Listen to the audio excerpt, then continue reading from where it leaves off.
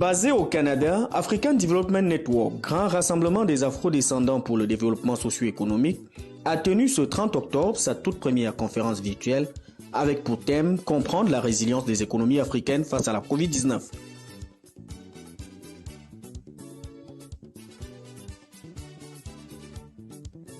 Si la pandémie de la Covid-19 a ébranlé la planète tout entière, les observateurs de tous bords s'accordent à reconnaître qu'en Afrique, les chiffres, bien que déplorables, n'ont pas été aussi meurtriers qu'ailleurs, malgré l'impact négatif sur le quotidien économique des populations.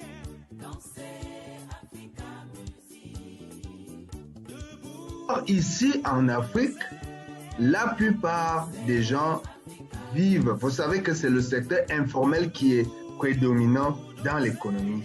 Donc, c'est parce que la maman va vendre ses avocats, ses arachides au marché qu'elle peut faire vivre sa famille le lendemain. Or, lorsque tout cela est paralysé, parce que la crise du coronavirus diminue, réduit toutes ces activités, vous comprenez que du coup, il y a le problème de famine qui se pose.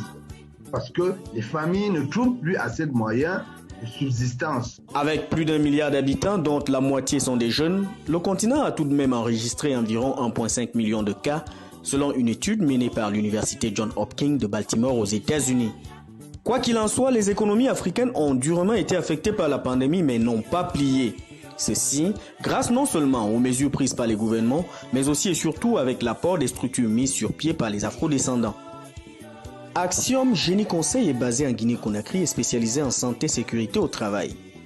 Dirigé par une expertise afro-canadienne, leur impact en matière de formation des populations, des PME et des multinationales pendant la première vague de la Covid a été d'une importance capitale. Ceci a permis de limiter la propagation du virus et stabiliser les économies. De telles initiatives en direction de l'Afrique sous l'impulsion des afro-descendants sont encouragées par les pouvoirs publics africains. Toute chose que les diplomates africains présents à cette conférence ont réitéré avec force. Le leitmotiv actuel du Canada, c'est le retour sur la scène internationale. Et je pense que ce retour sur la scène internationale, derrière lequel le Canada compte énormément, en ce qui concerne l'Afrique, ne peut pas passer en dehors de la prise en compte de la communauté africaine qui est ici. Et en même temps, cette communauté a l'avantage de venir en tant qu'investisseurs occidentaux, façon de parler. Et donc, il pourra bénéficier des énormes avantages que nos pays offrent aux investisseurs étrangers qui viennent dans nos pays. Many countries in Africa have discovered oil and gas, and there are still a lot of potentials to be explored or exploited in the mainstream and downstream in the sector of oil and gas.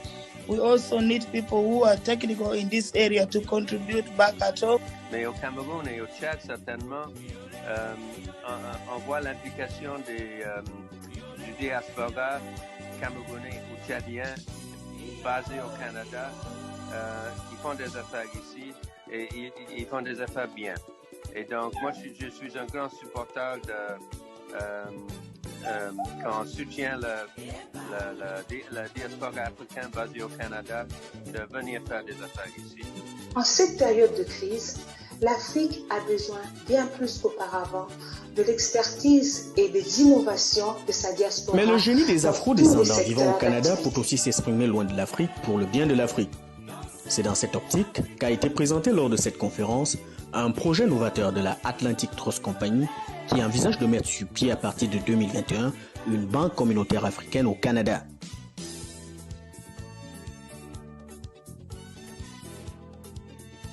Je vais déjà vous expliquer un peu la vision globale que nous avons eue ensemble.